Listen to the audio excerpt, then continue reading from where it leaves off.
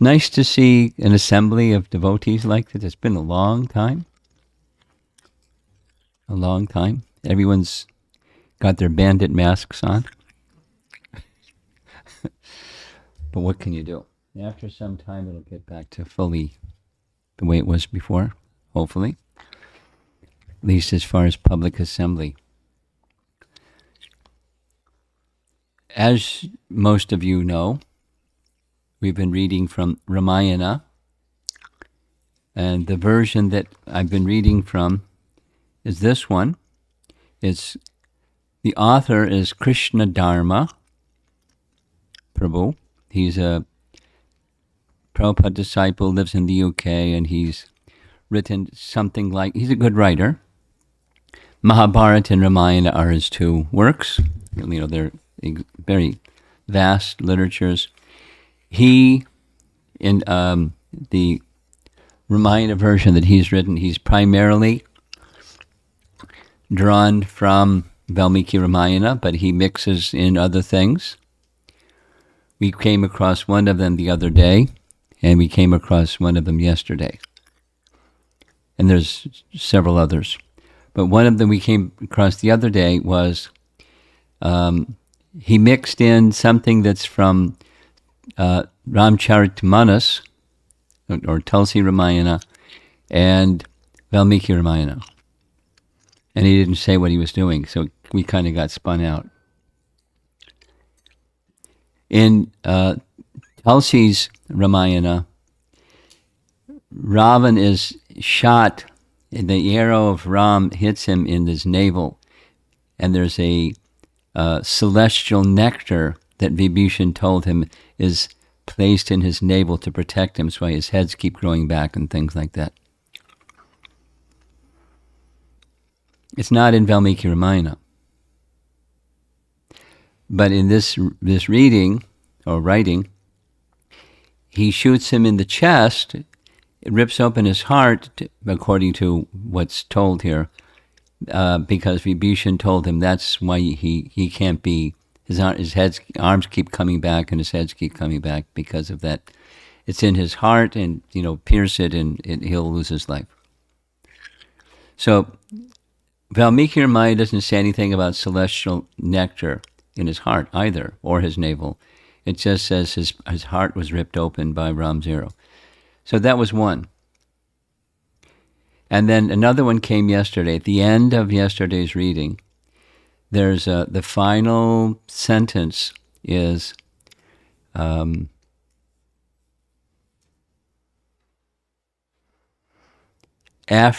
just before returning to Ayodhya, Sita enters into the fire and comes out of the fire, etc.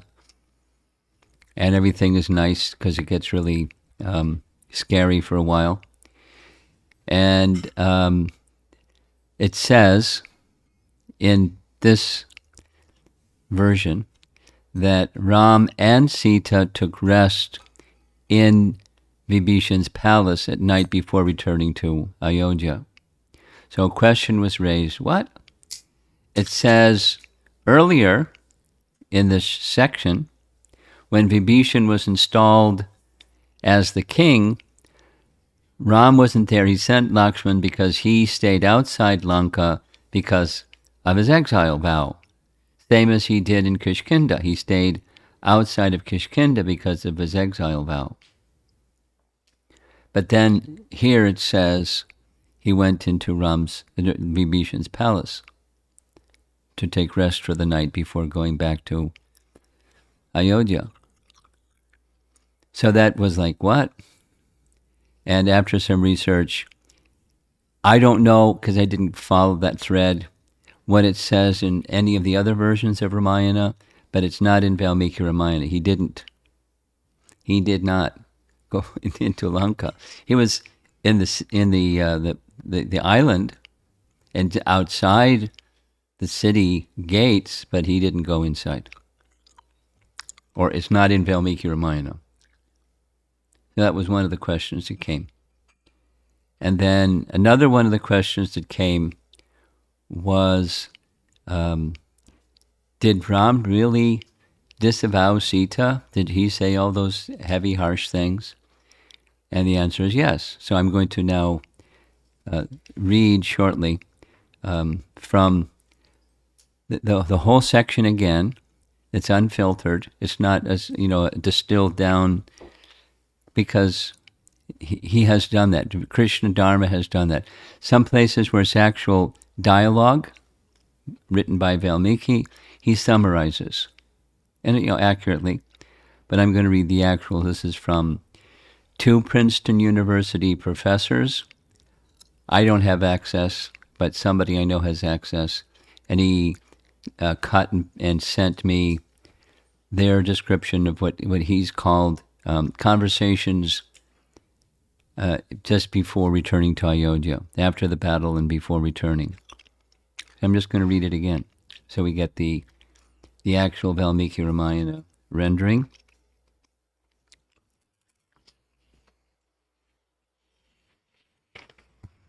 And there's one other question that arose.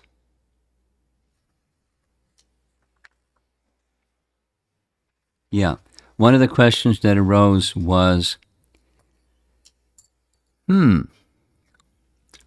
since the time of the Ashvamedha Yajna of Dasarath, and they sent the challenge horse around for a whole year, going everywhere to all the kings, why Ravana didn't challenge the challenge horse? And then, really short answer is they didn't cross the ocean. That's the short answer. They didn't, if he had wanted to know, he wouldn't have been able to find out, because he didn't cross the ocean. Now, it doesn't say what about in Janistan, because Janistan was part of the capital. When Ayodhya was founded, there's a history. Dandak Forest was named after one of the sons of Ikshvaku, whose name was Nanda. Are you taking notes? Oh, wow. Danda. He was given the name Danda because he was really bad. He had to be reprimanded with a stick. So they gave him the name Danda. And Ikshvaku gave him a kingdom that was in the forest, which became later known as the Dandak Forest. But sure enough, he was capable. He was the son of Ikshvaku, and Ikshvaku is the son of the sun god, or Vivaswan, or Vivasvatamanu. Vivasvatamanu.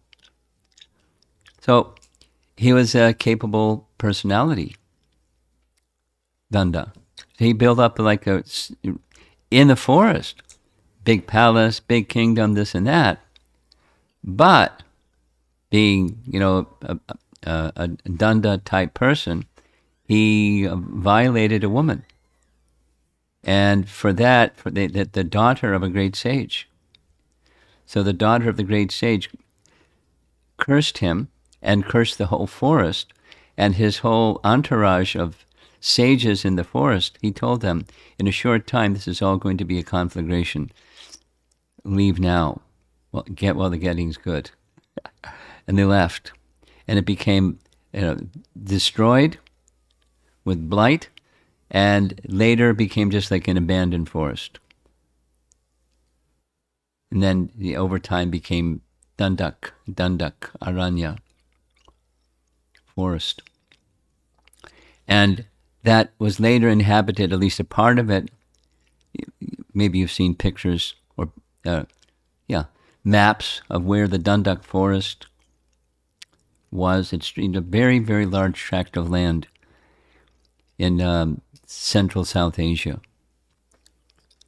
Dandak forest, stretching, up into Madhya Pradesh. And Janistan was a part of that. And that's where Kara and Dushan stayed. And so apparently the Ashvamedha Yagya horse wasn't sent to the Dundak forest, because they surely would have challenged. So that was an answer to that question. So a few devotees very kindly, somebody from Bangalore sent me a series of quotes directly from a Valmiki Ramayana on this topic, and so but I'm not going to read all those. Lal Gopal sent some also, and the language of that translation that he has is not the same as this these two professors. It's really nice English. So it's many pages long, and I'm going to read those many pages. So it's very similar to what we read yesterday, but it's more expanded.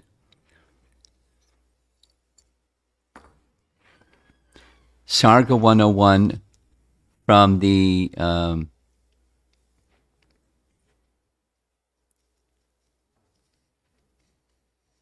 section with the battle.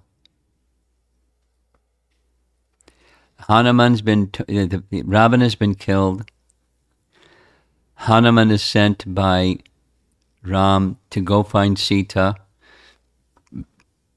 Let her know that Ram is there and is victorious, and Ravana is dead, and let her know what has happened, and bring back her message. Those two instructions.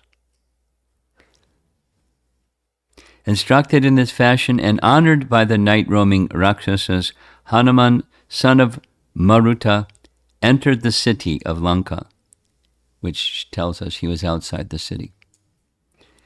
Entering Ravana's palace,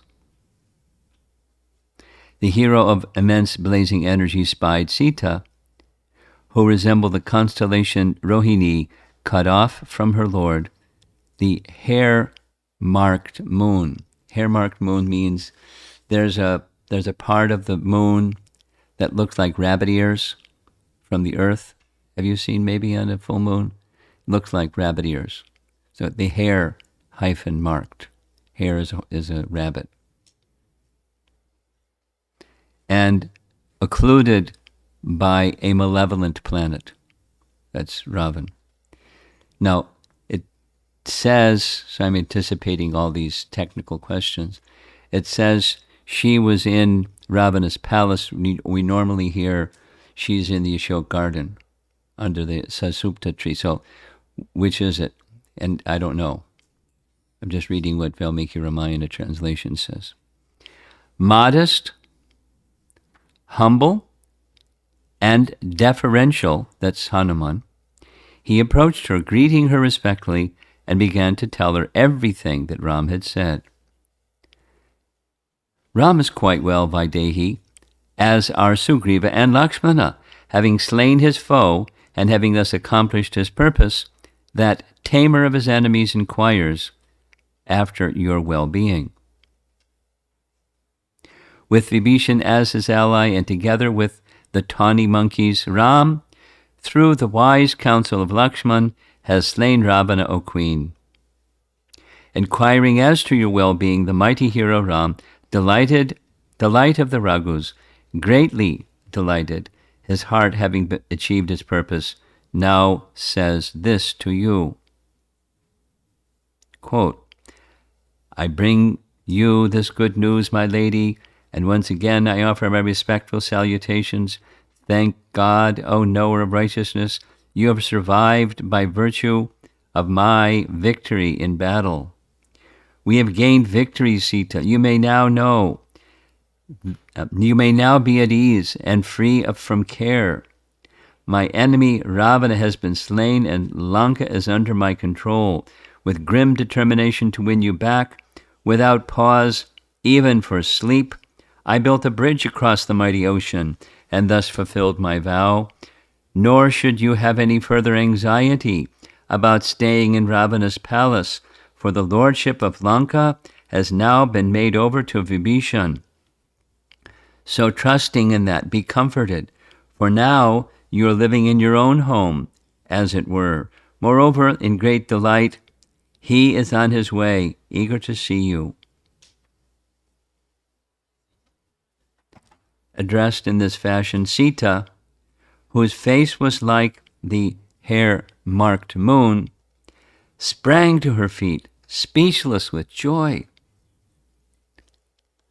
Since Sita did not reply, that foremost of tawny monkeys said, "What are you worried about, O Queen? Why do you not speak to me?" Addressed in this fashion by Hanuman, Sita, so firmly grounded in righteousness, replied, in the greatest delight, with a voice that was choked with joy, quote, "When I heard the wonderful news concerning my husband's victory, I was overwhelmed with joy and momentarily speechless. Even upon reflection, O leaping monkey, I can think of no adequate response to you, who have brought me this wonderful news. Nor, gentle monkey, can I think of anything on this earth to give you for reporting this news, so wonderful for me, that would be fitting and adequate. Neither gold nor silver, various gems, or even the kingship over the three worlds can be said to be equal to this." Addressed in this fashion by Sita Vaidehi, the leaping monkey cupped his hands in reverence and, standing before her, replied with these words, quote, "You alone are capable of speaking such affectionate words. You who are so devoted to your husband's welfare and have longed for his victory. Indeed, these words of yours, gentle lady, so affectionate and full of meaning, are more precious to me than a heap of all kinds of jewels and even the kingship of the gods. In that I see Ram still standing, after having slain his enemy and gained victory. I have truly attained already those treasured things, such as the kingship of the gods and the like. However, if you permit me,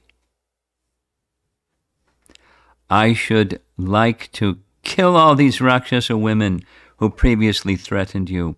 Please grant me this request. These cruel and horrible Rakshasa women, with their dreadful rumors, their fierce glances and terrifying threats, tormented you, who are so devoted to your husband when you are suffering in the Ashok Grove. I would really like to slaughter them with different types of blows. Illustrious and lovely queen, these creatures have done you such injury. I would like to slaughter them with punches, slaps, kicks, fearsome blows to the knees, slashes of my fangs, biting off their ears and noses, tearing out their hair, violently clawing, dreadful flying kicks, and many more of these kinds of assaults.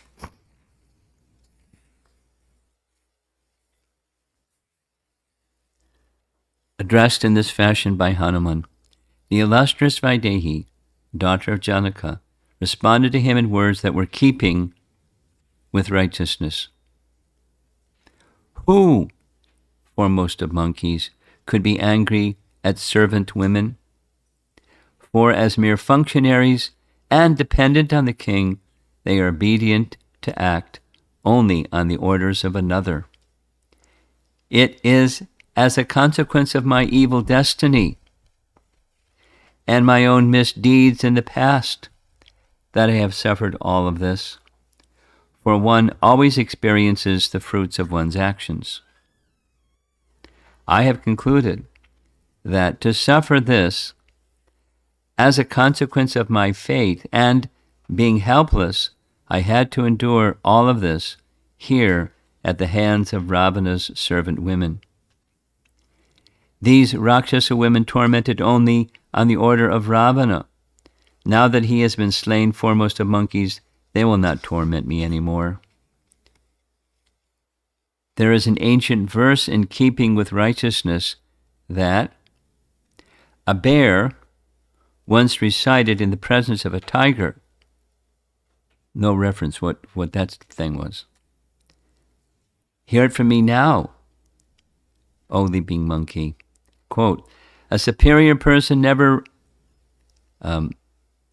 The word that's used here is requites, or, dispatches, or renders evil on the part of evildoers with evil. Don't do tit for tat. Don't take revenge on evildoers.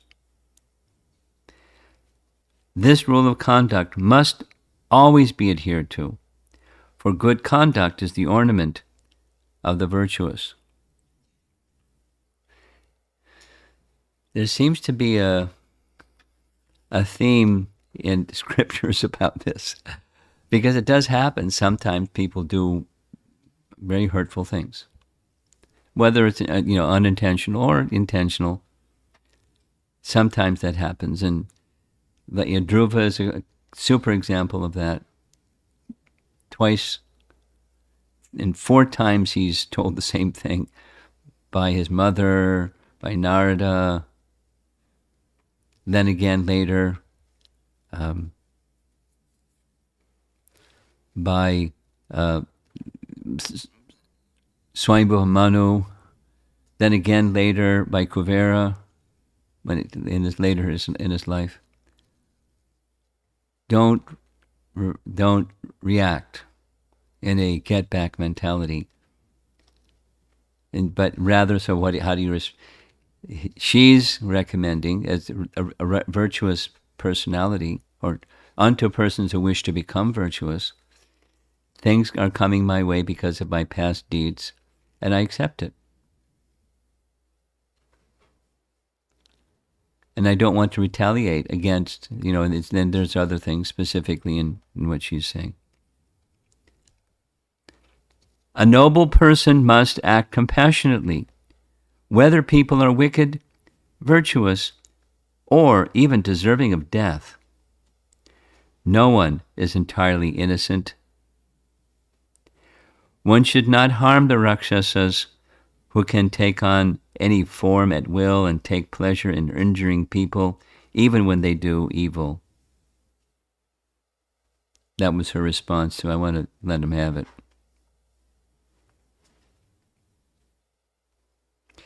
When he was addressed in this fashion, Ram's illustrious wife Sita, eloquent Hanuman replied to her, "You are a fitting, illustrious, and righteous wife to Ram. Please, give me your return message, Queen, and I shall go to where Raghava is." When Vaidehi, Janaka's daughter, had been addressed in this fashion, she said, "Foremost of monkeys, I wish to see my husband." When Hanuman, son of Pavana, heard these words of hers, that immensely splendid hero said these words, lifting Maithili's spirits. "Noble lady, just as the goddess Sachi gazes upon Indra, lord of the 30 gods, you shall gaze upon Ram, whose face is like a full moon, whose allies are staunch, whose enemies have been slain, and who is accompanied by Lakshmana." When he had spoken in this fashion to Sita, who was as radiant as Shri incarnate, the immensely swift Hanuman returned to where Raghava waited. So that was one sarga, beginning to end. Here's the next sarga 101. Approaching the exceedingly wise Ram, foremost of all bowmen, the leaping monkey who understood the matter at hand addressed him with these words, "Now you really must see Queen Maithili, who has been tormented with grief, she on whose account we undertook this entire mission and achieved the culmination of our efforts. For Maithili, who has been overwhelmed with grief, her eyes brimming with tears, was filled with joy upon hearing of your victory. Since she trusted me because of my confidence, the confidence I had earlier inspired in her, she said to me," because this was the second of the two, what is her message? "I desire to see my husband, who, together with Lakshman, has accomplished his purpose." Addressed in this fashion by Hanuman, Ram, foremost among upholders of righteousness, was suddenly plunged into gloomy thought and became somewhat tearful. That this human side, the righteous king side,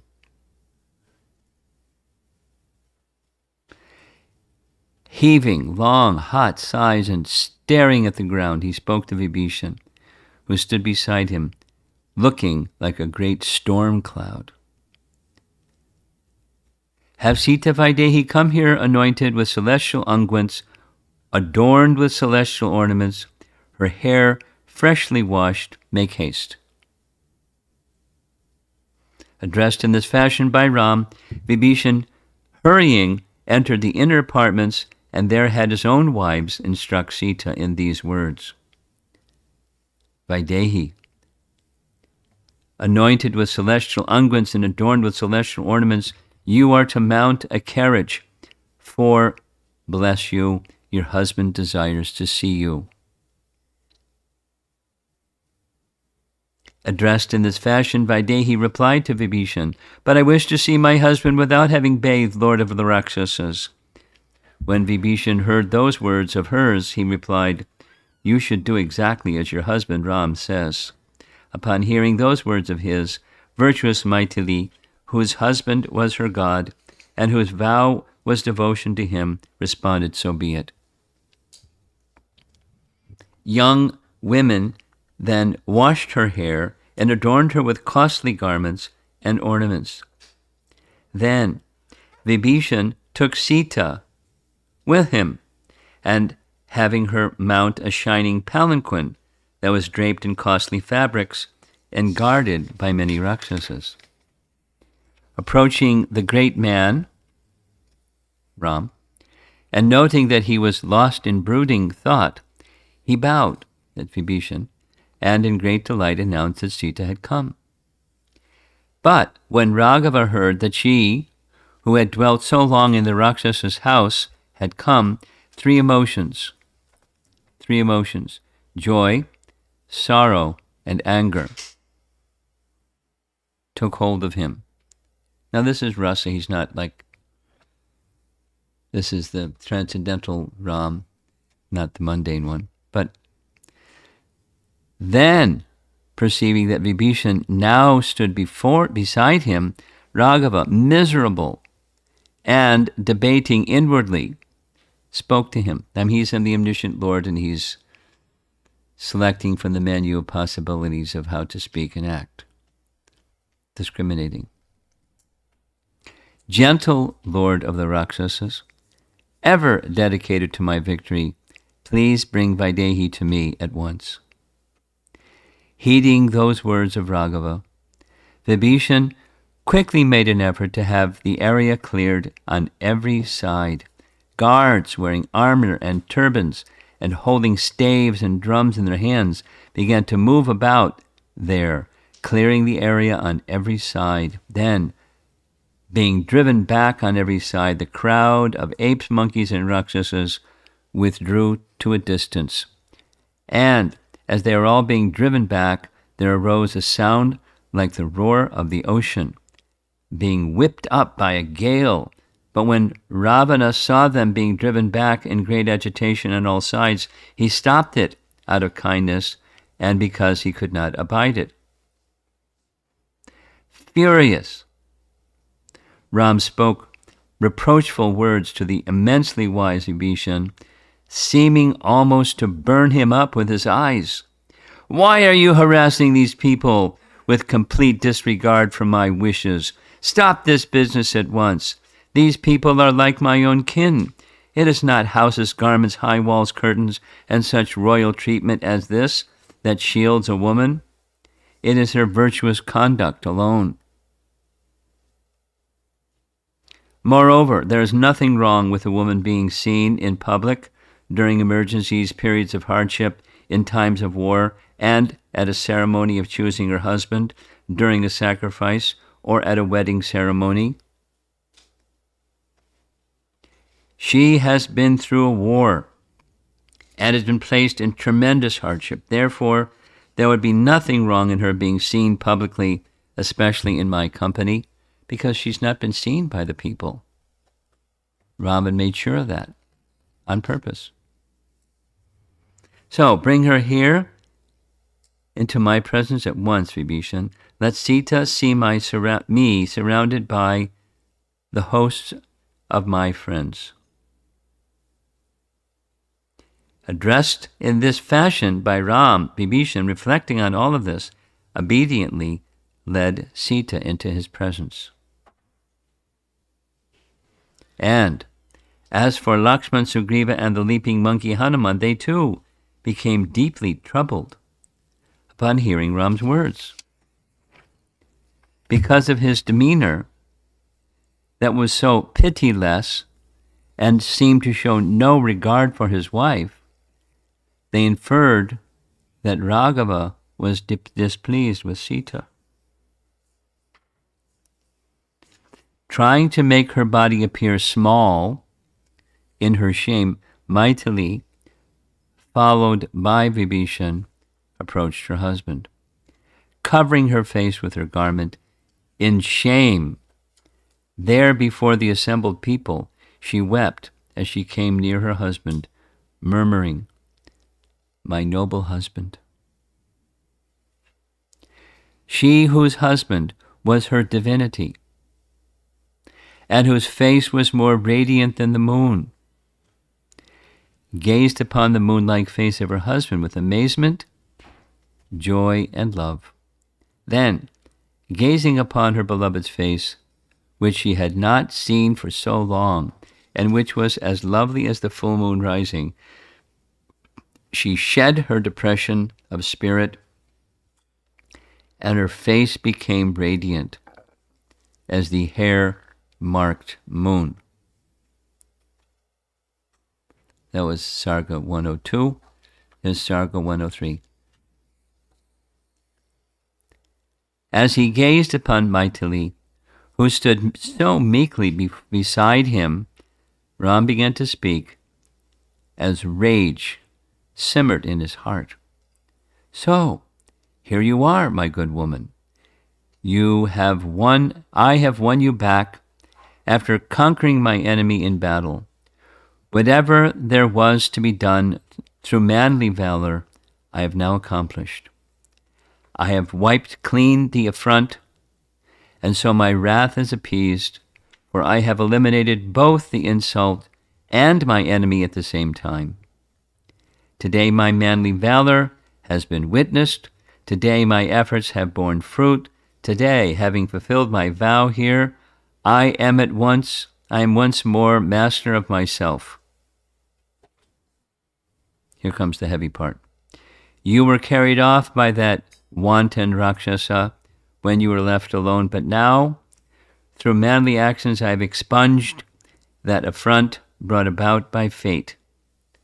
What human purpose can man serve if his spirit is so feeble that he will not wipe clean through his own blazing energy an insult he has received? The leaping of the ocean and the raising of Lanka today, those praiseworthy deeds of Hanuman have borne fruit. Today, through their valor in battle and their beneficial counsel to me, the efforts of Sugriva and his army have borne fruit as well. And the efforts of my devoted Vibhishan, who abandoned his evil brother and came to me of his own accord, have likewise borne fruit." As Ram was saying these words in that fashion, Sita, wide-eyed like a doe, was overcome with tears. But as Ram gazed upon her, his anger flared up once more, like the raging flames of a blazing fire, drenched with melted butter. Knitting his brow on his forehead and glancing at her from the corner of his eye, he spoke harshly to Sita, there in the midst of the monkeys and Rakshasas. Quote, "In wiping away this affront, Sita, I have accomplished all that a man could do. In my wrath, I have won you back from the hands of my enemy, just as, through his austerities, the contemplative sage Agastya won back the southern lands that had been inaccessible to all beings. Bless you. But let it be understood that it was not on your account that I undertook the effort of this war, now brought to completion through the valor of my allies. Instead, I did all this in order to protect my reputation and in every way to wipe clean the insult and disgrace to my illustrious lineage. Since, however, your virtue is now in doubt, your presence has become as profoundly disagreeable to me as is a bright lamp to a man afflicted with the disease of the eye. Go, therefore, as you please, daughter of Janaka. You have my permission. Here are the 10 directions. I have no further use for you, my good woman. For what powerful man, born in a respectable family, his heart tinged with affection, would take back a woman who has lived in the house of another man?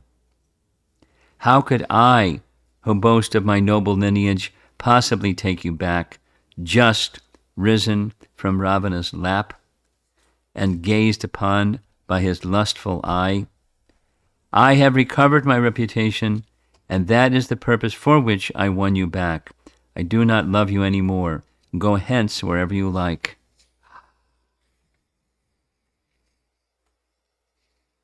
I've made up my mind in saying this, my good woman. Turn your thoughts toward Lakshman or Bharata as you please. Or Sita, set your mind on Sugriva, lord of the monkeys, or on the Rakshasa lord Vibhishan, or on whomever you please. For surely, Sita, once Ravana had seen you, so enchanting with your heavenly beauty, he would not long have left you unmolested while you are dwelling in his house. When Maithili, who deserved to hear only kind words, had heard those cruel words of her beloved after such a long time, she shed tears and trembled violently, like a Valari creeper struck down by the trunk of an elephant lord. End of Sarga 103. Sarga 104. When Vaidehi was addressed in this cruel and horrifying manner by the furious Raghava, she was deeply wounded. Hearing those cutting words of her husband, words such as she had never heard before, in the presence of that great multitude, Maithili was overcome with shame. Pierced, as it were, by those verbal barbs, the daughter of Janaka seemed to shrink within herself and gave way to bitter tears. Wiping her tear-stained face, she replied softly to her husband in a faltering voice, "How can you, heroic prince, speak to me with such cutting and improper words, painful to the ears, as some vulgar man might speak to his vulgar wife? I am not as you think of me, great armed prince. You must believe in me, for I swear to you by my own virtue. You harbor suspicion against all women because of the conduct of the vulgar ones. If you really knew me, you would abandon your suspicion. If I came into contact with another's body against my will, Lord, I had no choice in this matter. It is fate that was to blame. My heart, which I do not control, was always devoted to you. I could not control my body, which was in the power of another. What could I have done? If, my love, you do not truly know me despite our long-nurtured love and intimacy, then surely I am lost forever. When you dispatched the hero Hanuman to search for me, why, heroic prince, did you not repudiate me then, while I was being held in Lanka? No sooner had I heard your words to that effect, heroic prince, then, abandoned by you, I would have abandoned my own life, right before the eyes of that monkey lord. Then you would not have to risk your life in a useless effort, nor would your allies have to suffer hardship to no purpose. But now, tiger among men, you have given way to anger, like some lesser man, taking into account only that I am a woman. Since my name is derived from King Janak, you fail to take into account the fact that I was born from the earth itself, nor, though you are an expert judge of conduct, have you given due consideration to my virtuous conduct. Moreover, you do not weigh the fact that, as a boy, you firmly clasped my hand while I was but a child. My devotion, my virtuous conduct, you have turned your back on all of that. As she was speaking in this fashion, Sita turned, weeping, to Lakshmana, who stood there, despondent and brooding. Then she spoke, her voice choked with tears. Saumitri, build me a pyre, the only remedy for this calamity. I cannot bear to live, tainted by these false allegations. Rejected in this public gathering by my husband, who is not satisfied with my virtues, I shall enter the fire, bearer of oblations, so that I may follow the only path proper for me. When Lakshmana, slayer of enemy heroes, had been addressed in that fashion by Vaidehi, he was overcome with anger and closely studied Raghava's face. But, sensing Ram's intentions, which were betrayed by his facial expressions, mighty Saumitri, obedient to Ram's wishes, built the pyre. Then, Vaidehi slowly and reverently circumambulated Ram, whose face was downcast, and approached the blazing fire, eater of oblations.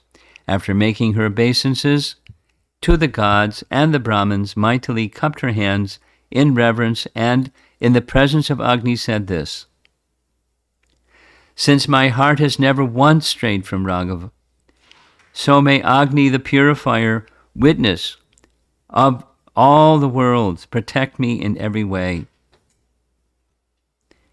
When she had spoken in this fashion, Vaidehi reverently circumambulated the fire, eater of oblations.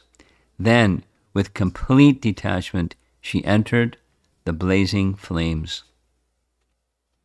The vast crowd assembled there, filled with children, and the aged watched as mightily entered the fire, eater of oblations, and Sita entered the fire.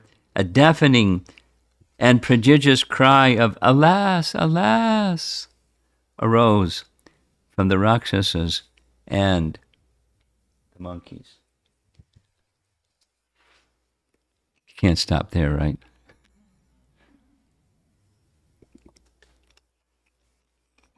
That's the end of Sarga 104. Sarga 105, verse 1. Then King Kuvera, Vaishravana, Yama the dragger of his foes, great Indra of the 1,000 eyes, Varuna, scorcher of his foes, the great god majestic Shiva with his 3 eyes and the bull on his banner, and Brahma, the foremost of those who know the Vedas, the creator of the entire universe. All these assembled in their flying chariots, as radiant as the sun, and coming to the city of Lanka, they approached Raghava. Then, raising their broad arms, covered with bracelets, the foremost of these 30 gods addressed Raghava, who stood before them, his hands cupped in reverence. Quote, how can you, the creator of the entire universe, the most ancient one and foremost amongst those possessing supreme knowledge, stand by and watch Sita fall into the fire, eater of oblations? How can you not realize that you are the foremost among the host of the gods? Long ago, you were the Vasu Rita Dharman, Rita Dharman, the progenitor of the Vasus. So the Vasus are celestial warriors. And there's 8 principal ones, and he was the progenitor of all of them. You are the primal creator of the 3 worlds, the untrammeled Lord. You are Rudra, the 8th among the Rudras. And you are 5th among the Sadyas. The twin Ashvinis are your ears, the moon and the sun your eyes. You are present before the beginning and after the end of the world, scorcher of your foes. And yet, like some ordinary man, you ignore Vaidehi.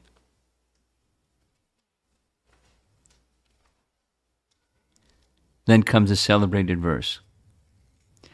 When Rama Raghava, the Lord of the world, was addressed in this fashion by those guardians of the world, that foremost of those who uphold righteousness said to the foremost of the 30 gods, this is the celebrated verse, where he's personally saying his worldliness. I think of myself only as a man, Rama the son of Dasarath. May the blessed Lord please tell me who I am really, and to whom I belong, and why I am here. Now that's a different translation than some other translations. I'll read the one that Malgopal sent.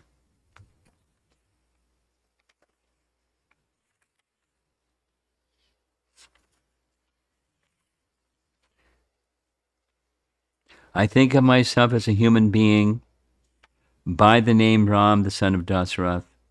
You, as a gracious divinity, tell me that which I, as such, am really like this.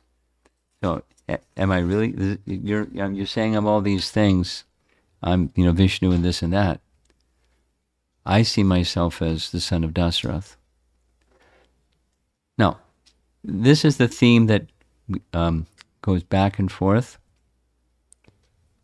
meaning sometimes and sometimes and sometimes and sometimes, kind of oscillating or toggling back and forth between divinity and worldly.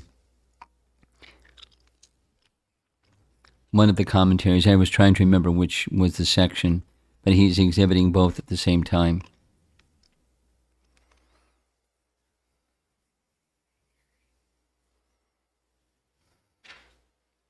It's part of the charm of Ramayana, as the human-likeness of Ram and his emotions and his dealings, and the divinity woven into it. At least this is an often commented upon little statement that Ram is making about himself. Okay, so we're going on. As Kakutsta,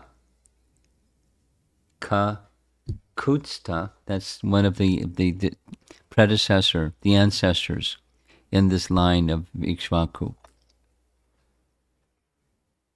So sometimes a person in a certain line is given the name of the person, the great noble ancestor. Like following Janak, kings of Mithila were also called Janak. They had their name. A nice example of this, an easy example, is towards the end of the 10th canto of the Bhagavatam, Krishna makes a journey to go visit the king of Mithila. In some places he's addressed as Janak, in some places he's addressed as Bahulashva, because he's Bahulashva. But because he's in the line of King Janak, he's also called Janak. So sometimes the devotee asks, wow, how long did Janak live? Was he around when Krishna was around? The kings in the line of Janak were called Janak. And they also had their name. It's just one of those things. So, as Kakutsta Ram was speaking in this fashion, Brahma, the foremost of those who know the Vedas, said to him, "Truly, valorous Ram, now hear the truth from me. You are a god, the majestic Lord Narayana, wielder of the discus," usually carrying a bow, not a discus. "You are the single-tusked boar, and the conqueror of your enemies, past and future. You are the imperishable Brahman, existent in the beginning, the middle, and the end. You are the highest governing principle of all the worlds, the four-armed Vishvaksena. You are the wielder of the horn bow. You are Rishikesha, the primeval person, the supreme spirit. You are Vishnu, the invincible wielder of the sword. And you are Krishna, of immense strength. You are the leader of the hosts. You are the leader of all beings. You are intelligence, strength, forbearance." He goes on. It's like a whole page of all the things.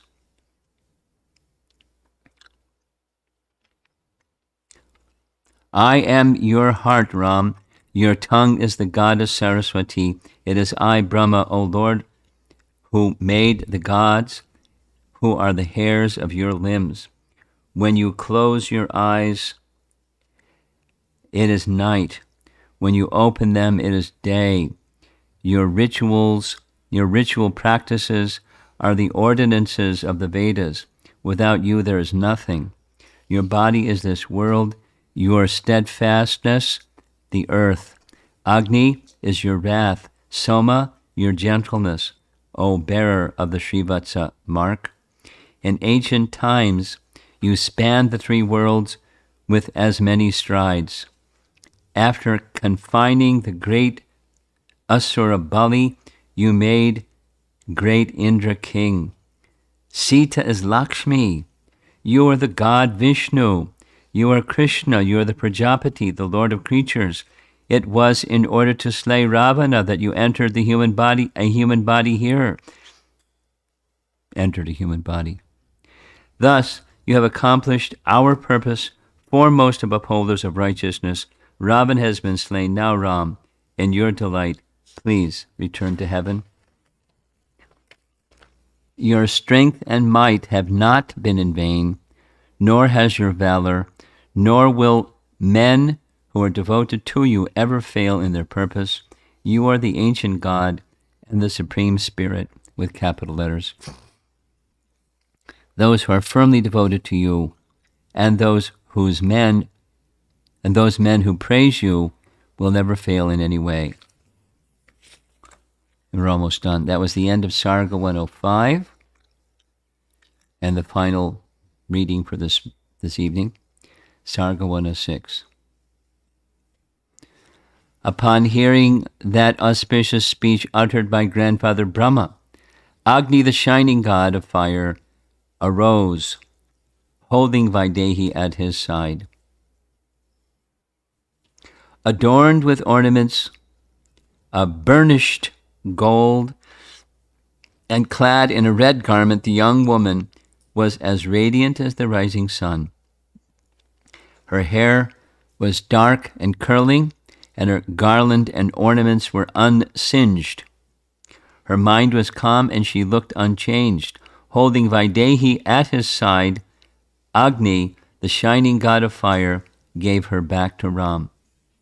Then Agni, the purifier and witness of all the world, spoke to Ram, saying, "Here is your Vaidehi, Ram. She has committed no sin. She is of pure conduct and of high moral character, and has never betrayed you by word, thought, imagination, or even glance. When you left her alone, she was carried off, helpless and sorrowful, from the deserted forest by the Rakshasa Ravana, arrogant in his power. Hidden and imprisoned in the inner apartments Doesn't say the Ashok garden. Thinking only of you and having you for her only recourse, she was guarded by hordes of hideous Rakshasa women, dreadful to behold. Although she was enticed and threatened in various ways, Maitali would not even think of the Rakshasa, since her heart was utterly devoted to you. You must take her back, Raghava, for her heart is pure and she is free from sin. I am giving you an order. There's nothing further to be said. Unquote. When Ram, of immense blazing energy, steadfast and firm in his valor, had been addressed in this fashion, that foremost of those who maintain righteousness replied to that most eminent among the 30 men, the 30 gods. Quote, unquestionably Sita needed to be proven innocent before the three worlds, since this auspicious woman had long dwelt in Ravana's inner apartments. For surely I had not put Janaki, had I not put Janaki to test, the virtuous would have said of me, Dasara's son Ram is a lustful fool.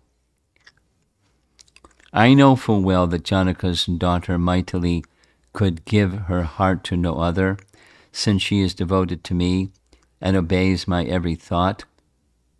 But in order that the three worlds too should have faith in her, I, whose ultimate recourse is truth, simply stood by as Vaidehi entered the fire, eater of oblations.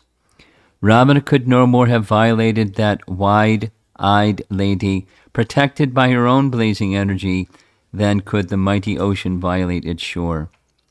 That evil-minded wretch was incapable of assaulting Maitali, even in his thoughts, for she is unapproachable as a blazing flame of fire.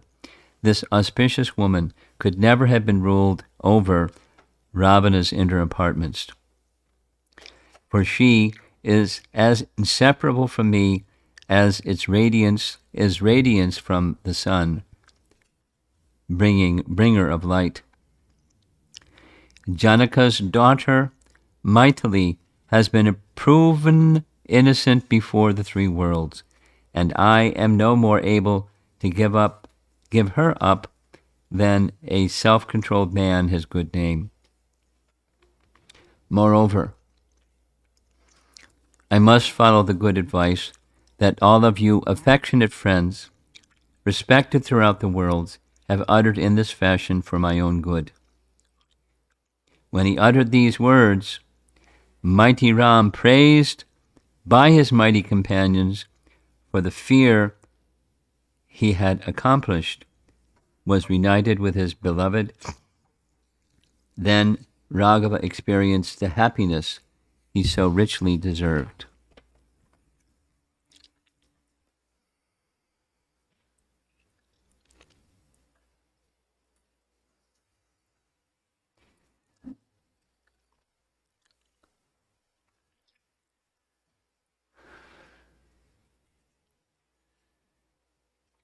It's kind of, I think, a good thing because we have so many young people here.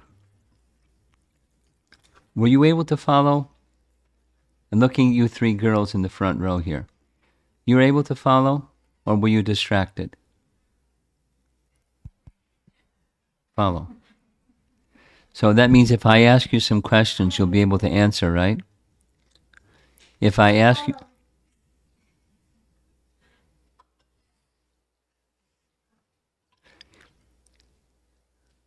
Easy to listen? Were you able to pay attention? That was a yes? Uh-huh. Okay. I'm going to ask you a question. Uh-oh. Aside from addressing Sita as Sita, can you name two other names by which she was addressed? Yeah. Okay, very good. Okay, that's good. Just keeping you guys on your toes.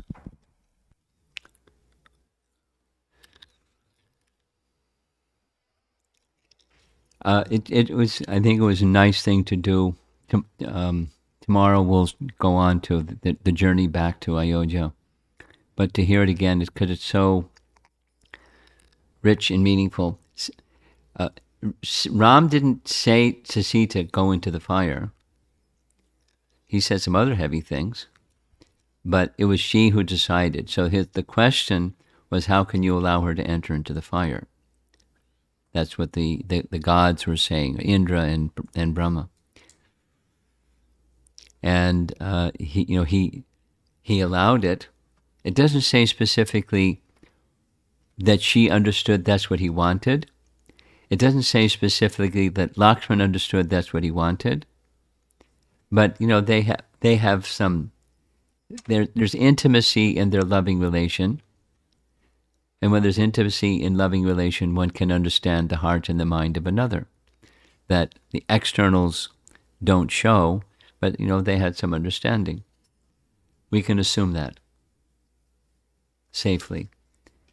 Now, one by the arrangements of the internal potency of the Lord, and she's Sita is the internal potency of the Lord. By the agency of the internal potency of the Lord, she can understand or not understand his inner purposes. I mean, because at least I'm more accustomed to hearing Krishna's pastimes in Vrindavan than Lord Ramachandra's pastimes in a different yuga. But in Vrindavan, sometimes sometimes chief personalities, they understand, some don't understand Krishna's intention. Like, did Krishna eat dirt, and what Mother Jasoda thought, and when she saw what she saw, and so on. It's all the movements of the internal potency taking her through a whole range of emotion, of ecstasy as a mother towards her son. He's not her son, but she has that mood that this is my son, and so she went for a ride, an ecstasy ride in different emotions. So it's not always that those who are intimately connected with the Lord will understand him, but they're experiencing something, for sure. So it seems that Lakshman had that understanding the intention of Ram. He built the fire.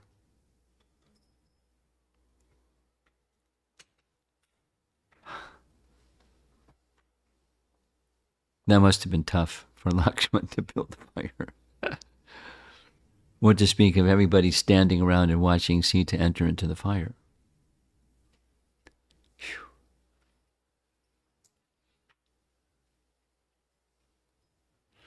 Anyway, a very emotion-filled scene, and mission accomplished. So let's see if there's some discussion. We have a good number of people here in the audience, so I'm sure there's going to be some discussion. Guru Maharaj. Maharaj, I'm thinking for group of women who were abused with. There's something wrong with our microphone system. It's not something new. There's something wrong with our microphone system. Try again. Group of. Try again.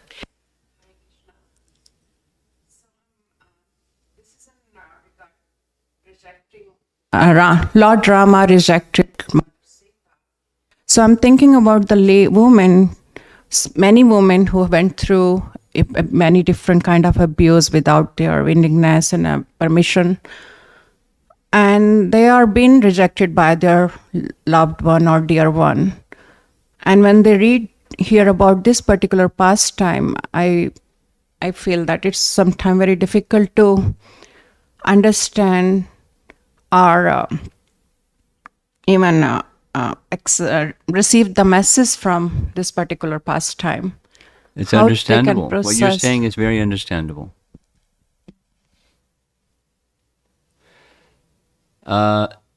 Purification is sometimes, difficult or uncomfortable or painful. But it's natural on the one hand to have something get triggered by something that looks like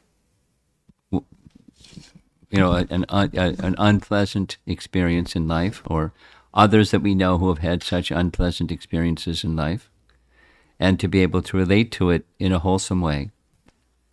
But it's just like, Krishna leaving Vrindavan.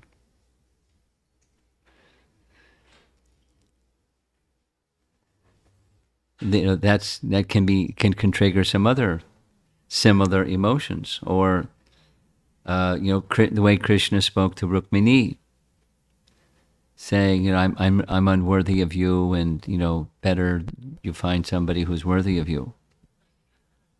And she fainted, felt like a banana tree cut. So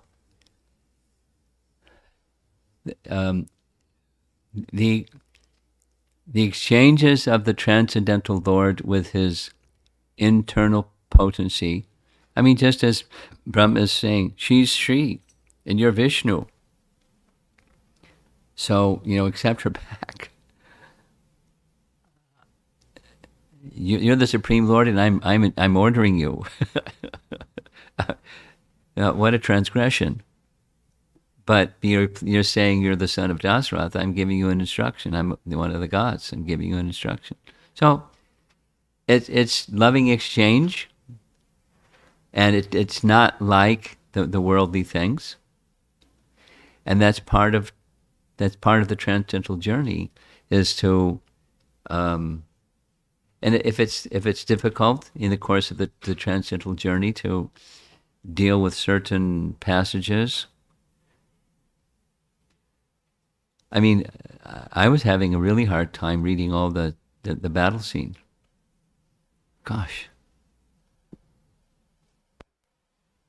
And then it didn't stop. It kept going and on and on and on and on and on. So the way to get on the other side of that is this is the personality of Godhead giving protection in the case of the battle, and his intention is not anything but proving to the world her sanctity. Now that's one of the reasons why I asked for these two documents of why Sita was yet again sent away. How have learned persons looked at that or explained it? So I don't know if you had a chance to read through those. You had a chance to read through those?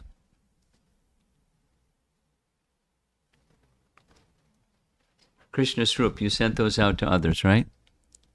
Krishna Swarup, you sent those to others? So you sent it. Did you get a chance to read through those?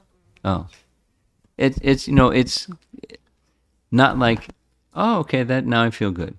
That's not what's gonna happen, but it gives a transcendental perspective. A transcendental perspective means, exactly what Sita said. No, she's the goddess of fortune. So what misdeeds does she have in her past to have to go through some difficulty? But she's speaking in that way.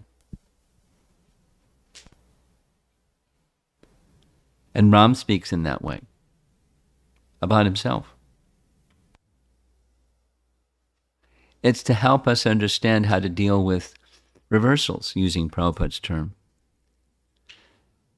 But so it's loving exchange. The higher principle is loving exchange, although it may not look like it from a worldly perspective. It looks painful.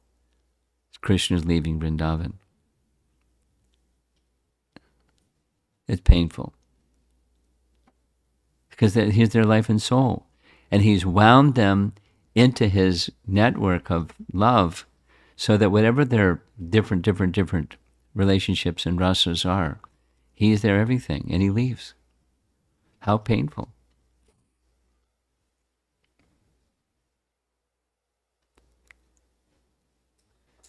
And it's an interest. So his promise to return is what sustains their life, and it looks like he's not returning, and it looks like he's not returning. So Uddhava comes, and then later Balaram comes, and finally he comes. It's a transcendental loving exchange that may look like and to us feel like something that's a worldly thing that we know we've been through or somebody's been through, and it's like it's raw and it hurts.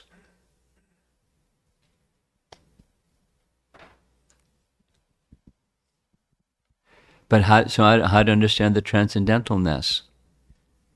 I mean, for Gandhi, who loved Bhagavad Gita, I read in his commentary on Bhagavad Gita, he writes, if there was such a thing as a Kurukshetra battle, and Krishna induced Arjuna to fight the Kurukshetra battle, I reject my Hinduism.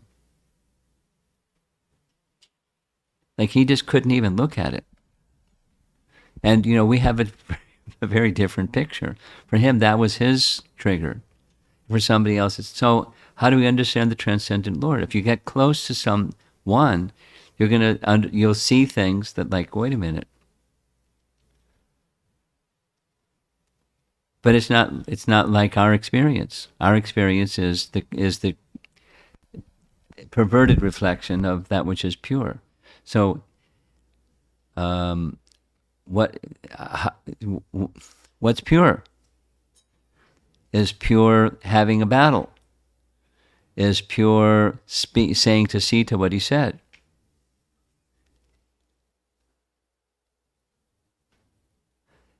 And on the other side, he wanted the world to know.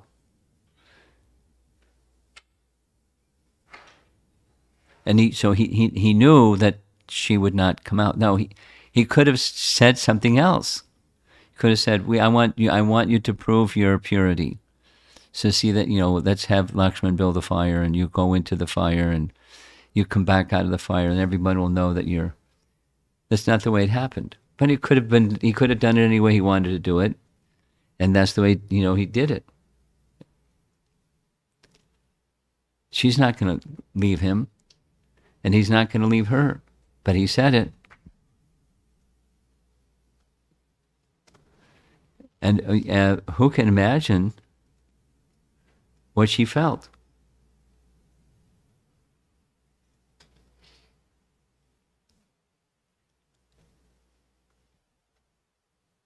And she acted the way that a perfectly virtuous person. There's nothing left for me in this life. It's kind of like what Sachi did, entering and just burning her body in fire because it's connected to you. I don't want anything to do with this body. And then she came back as Parvati.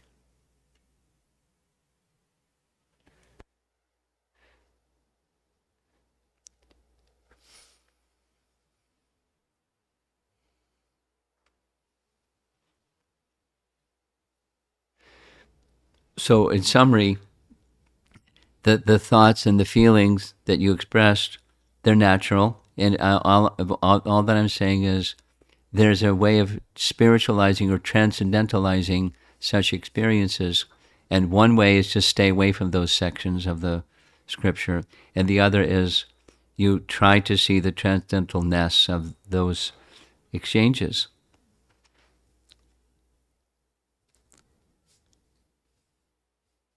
In Brihat Bhagavatamrita, there's a very nice section where Narada Muni is describing Krishna's pastimes to Gopakumar.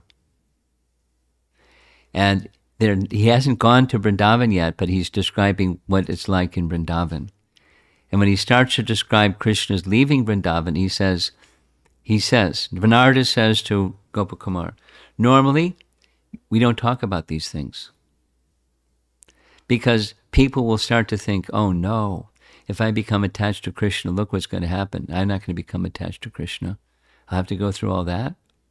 So normally one doesn't say these things.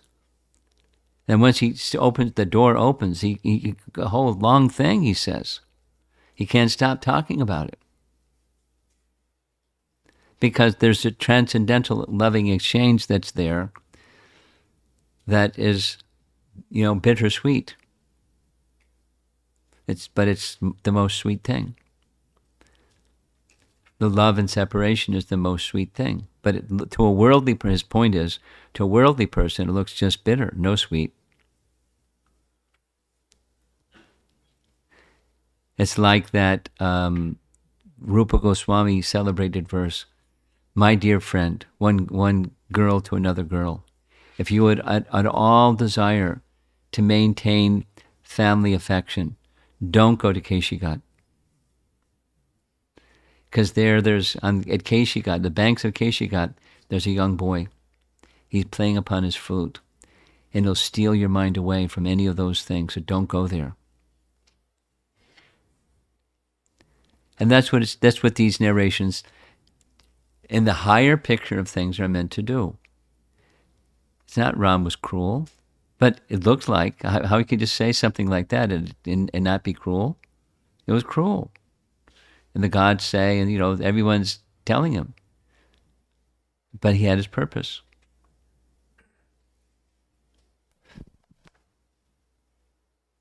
So some will criticizing him for allowing him to do that. Some will criticize him for speaking to her the way that she did.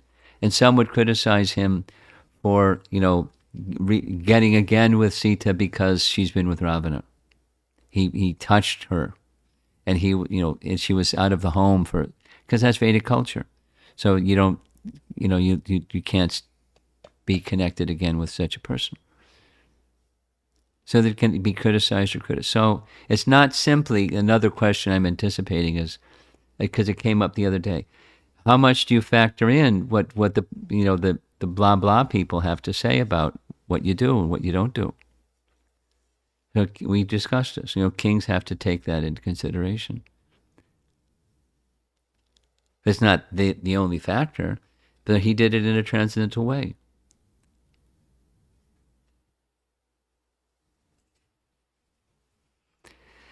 The solace is seeing the transcendental essence, and in seeing the transcendental essence, it's letting go of, the other way of seeing things. Something that I've been appreciating is the repetitiveness of the message of detachment from the tendency to be the enjoyer of the temporary. It's over and over and over and over, and it just keep coming like waves of a river. The Bhagavatam is filled with it, and the Ramayana is filled with it, and scriptures are filled with it, and the Upanishads are filled with it, and everything's filled with it. So yes, we still maintain attachment. So what's the option? I mean, letting go is an option, but you have to take shelter of something to let go, to really continue to let go. And this is to help us in that letting go. It's part of the sojourn of connecting with transcendence and taking full shelter there. It's not like the material, although it may look like the material.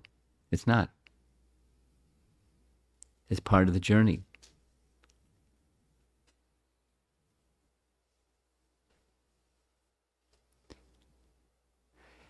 And out of frustration, some people just, want to be spiritual, so they go to the mountains and live in a cave. They don't read Ramayana. They don't read, they just do their austerities, and that's not going to take them beyond the temporary. So what's the beyond the temporary? It's these narrations, and then it looks like something material, like there's a battle. I went through that in college.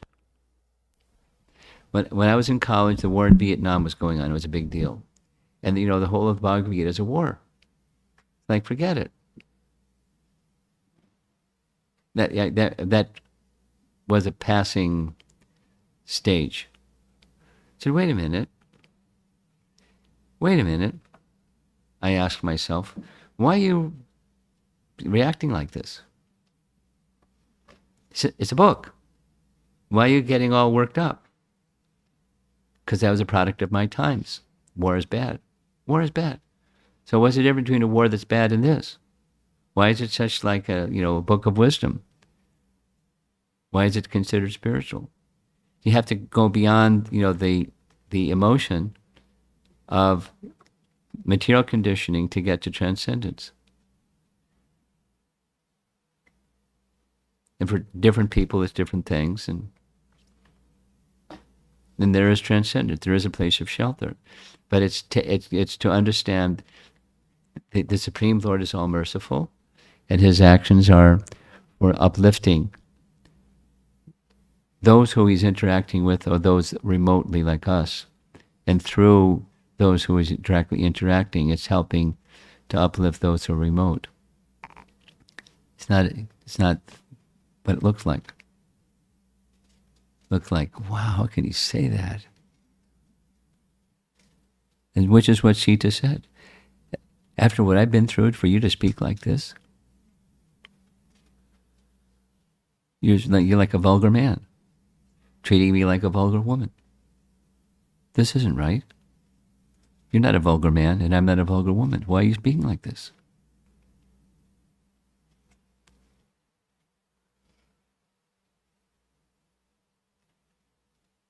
So that was her humanness, human as if. But then anyway, so it played out the way it played out. This is the only righteous solution left for me: give up my body, build a fire, Lakshman. Poor Lakshman.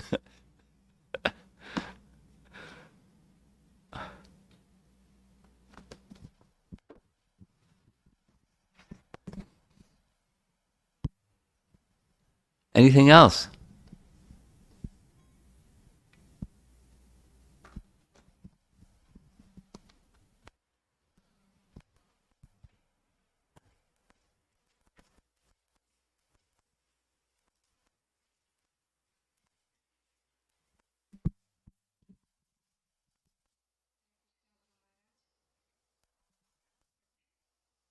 Keep speaking. You should adjust the volume over there. Section is so detailed that felt like I was able to visualize what was going on. Yet it was very emotional too. Yeah, very emotional. I was thinking about Mother Sita's speaking when Lord Ram was planning to leave her behind while he was going to exile. She put forth a lot of questions, and finally Change the volume over there. Move it down. Keep speaking. finally she was able to convince Lord Ram to take her with him. But in this context, she's also asking a lot of questions here too. And one came, I am daughter of Janaka. I know she's also putting a lot of questions, but she does not wait for an answer for this. She just getting into appreciating that the section, Maharaj. My question is, when Lavan Kusha was with Valmiki ashram, Valmiki narrated the Ramayana story to them. So the question is, when did Valmiki wrote this? Was concurrently when it was happening, or it's already because Lord Brahma gave him a boon that you'll be able to see exactly what happened. So that's an interesting question. My understanding is this. This is now from one Vaishnava authority that Valmiki saw and met Ram before he wrote Ramayana. When did he see and meet Ram? Ram was in exile on his way to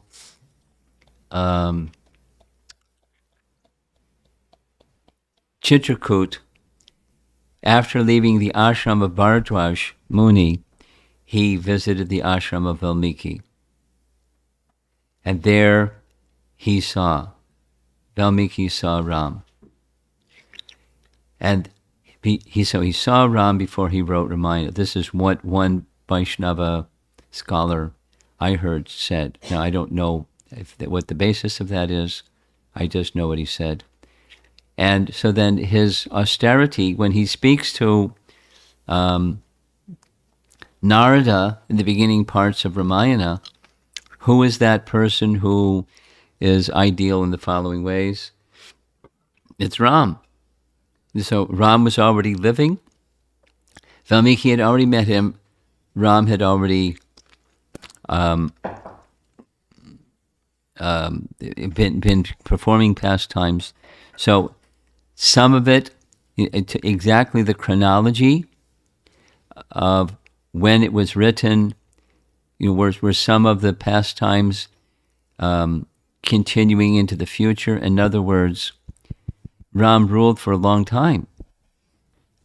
And Love and Kush were there when they heard Ramayana while he was still a king. So somewhere after apparently, this is one of those, there isn't any place that I know of where it's clearly spelled out the answer to your question.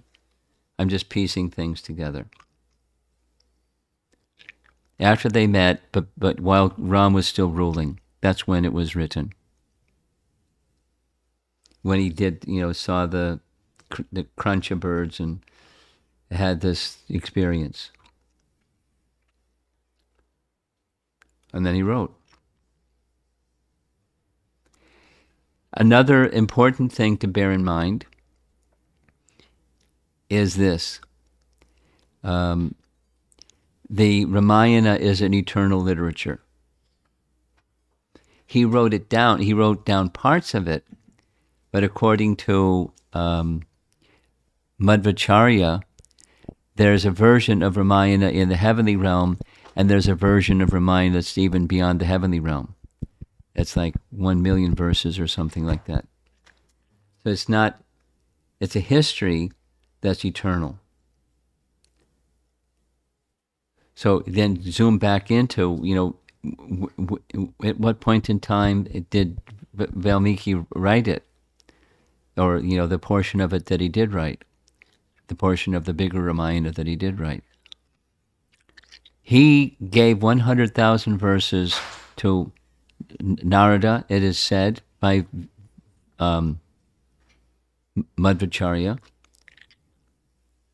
Brahma gave 100,000 verses to Narada. Narada gave a portion to Valmiki. Valmiki wrote. So, now the essence of the question is not when it was done. I was spending some time on that. But it's his realization. He was given the benediction to understand all these things. Feel it. To know the feelings and the hearts and the minds of everybody in all of this. So therefore he could describe them. He felt this and he was feeling that, and it wasn't just creative, it was he could feel it. So is there some part left in your question that hasn't been touched on? Yes, good. Okay. We have a very temperamental microphone, but we'll try again. Let's see if there's somebody else that wants to speak something. All right. Go ahead. Throughout Ramayana, we've seen that Lord Ram has displayed both divine qualities and humane qualities. Thank you. And many of the exalted personalities, they've addressed Lord Ram as the divine. Yes. But towards the end, not throughout. But did Lord Ram ever personally address himself or express himself as the Supreme Person? One passage that comes to mind in response to your question is after finding that Sita is gone, and feeling despair. Then he gets into another mood. He's going to destroy the universe, and Lakshman has to calm him down, and it works. He gets calmed down. Thank you, Lakshman. Let's go find Sita. So that's one place where he's expressing himself as the Lord. Another comes to mind is where they're contemplating crossing to Lanka, and Ram speaks in words of divinity. Look, I mean to say, look, I can destroy the whole universe, the whole of Lanka. I don't need a whole army to help me do this. So please don't be worried, because they're worried that maybe Vibhishan is a bad guy and he's going to disrupt things, and don't worry. So he speaks in a divinity voice, first person. It moves. There's probably others that I'm not thinking of at the moment.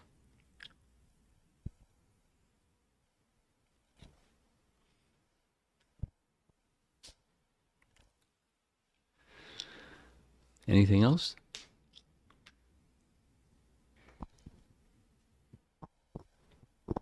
Okay, let's see if there's something online. Nothing online. Okay. Tomorrow evening, back to Ayodhya. Srila Prabhupada ki, Sri Ramachandra ki, Gaur Premanandi.